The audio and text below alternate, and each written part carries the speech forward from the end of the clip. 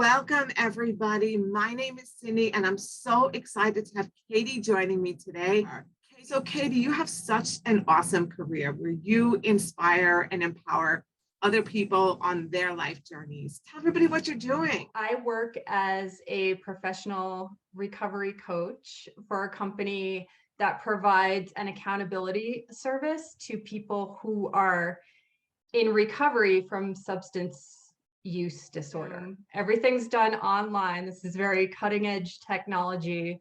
So this is a really good job for me because I do get to work from home and kind of be there for my kids if need be.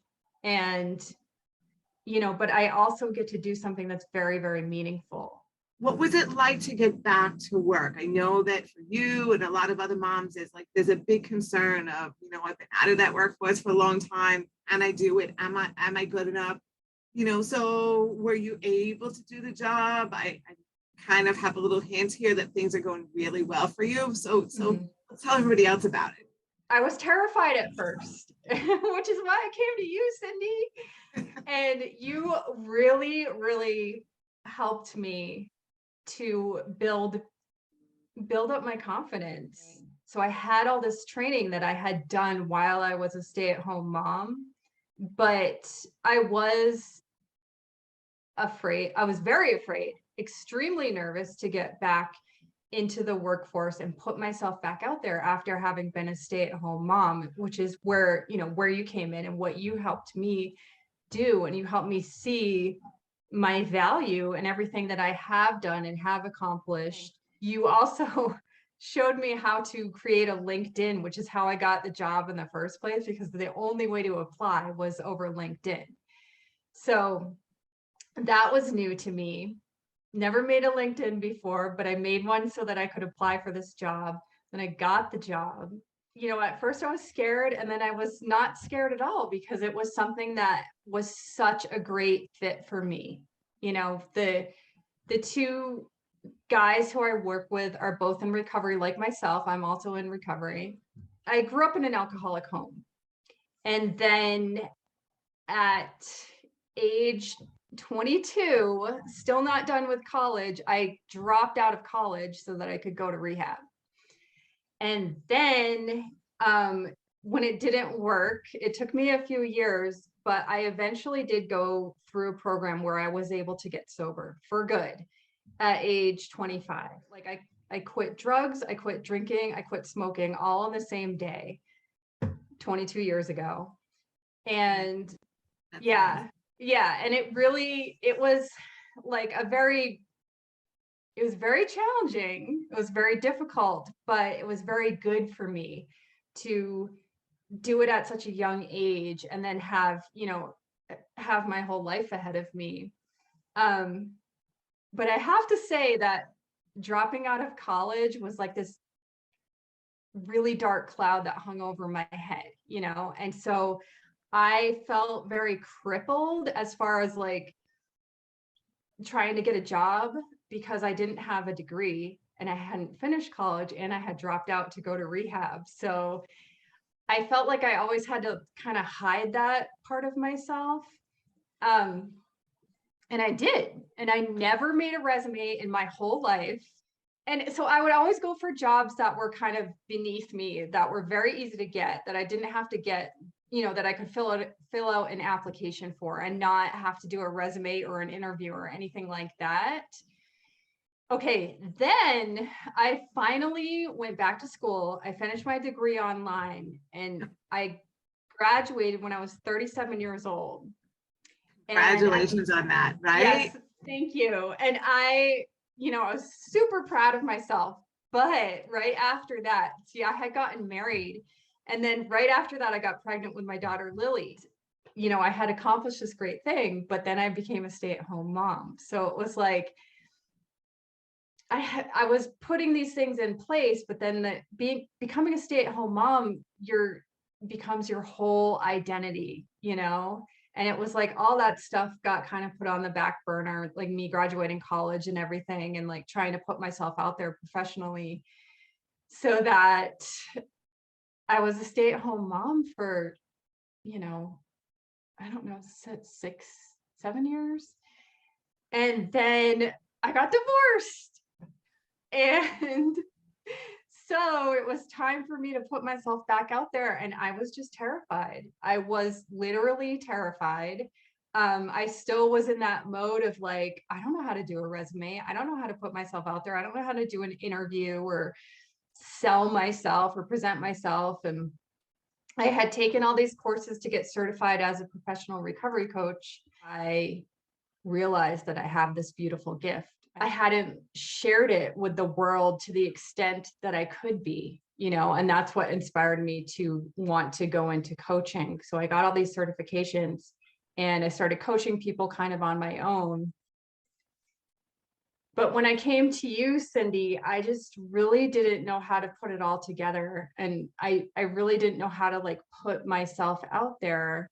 I needed your help with creating a resume, interviewing, and like saying, here's what I can do.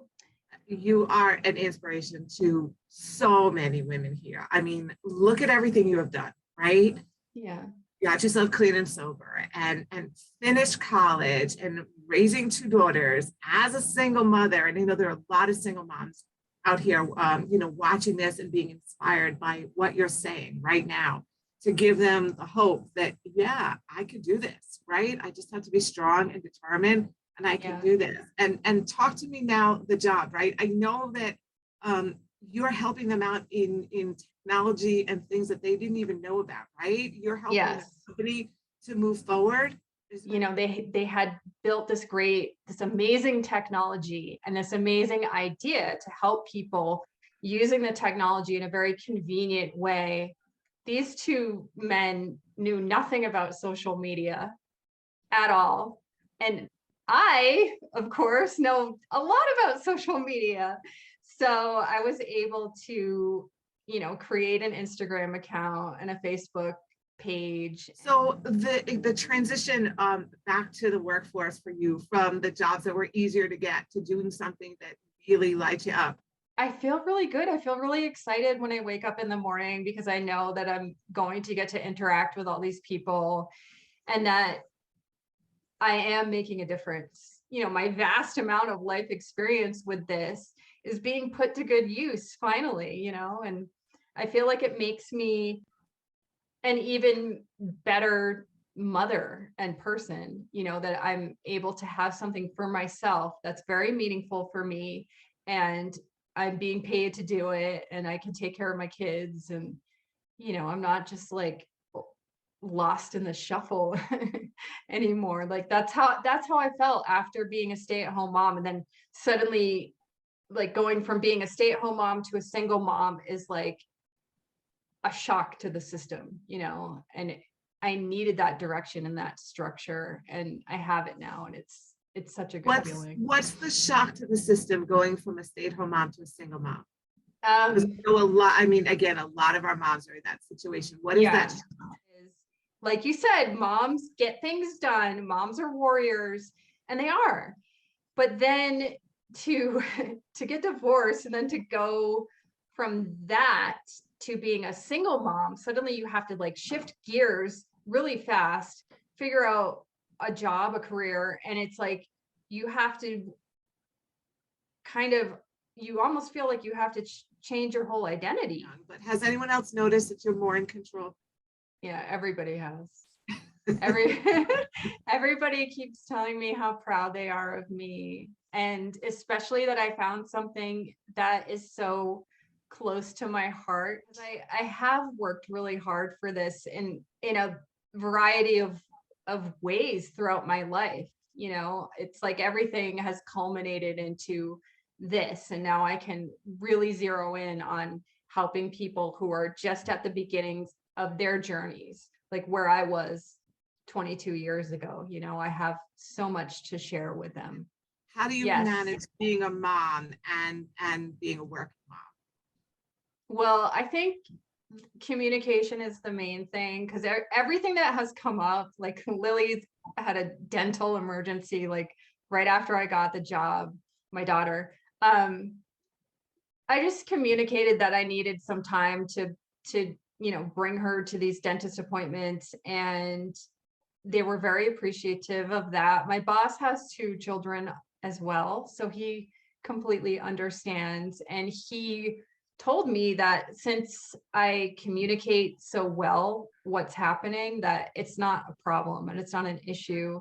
What are your final words for stay-at-home moms who are like scared to think about going back to the workforce, doubting themselves, wondering if anyone's ever going to hire them? Do you have any encouragement, any words for them on how they can get out there and do it? Yes. I think the hardest part is reaching out and asking for the help that you might need. Just ask for it. Reach out and ask for it, because it's there. There's people there who are willing to help you out with whatever you need, such as yourself. Like, the scariest part of all of this was deciding to make the call with you, because once I made the call, I was committed, and I told you, I remember telling you that I was so scared, but I wanted to overcome my fear. And I remember I was like pacing back and forth in my backyard on the phone with you, and I was saying how I was like, I want to overcome this fear. And I did. And you were there to help me. And all I really needed to do was reach out to you, and then because you can do it. I did it. The steps that you're going to have to take. Sometimes you need support. So just reach out and receive it, because it's out there for you. Thank you, Katie. Thank you so much for sharing. Thank you, everyone who's listening. I hope that you're inspired by Katie's story to know that, listen, you can absolutely positively do anything that you want to do. And certainly going back to the workforce is not the hardest thing, that you're going to do in your life, right? It's making the commitment to yourself, putting in the effort, right? Exactly. Thank you. Thank you.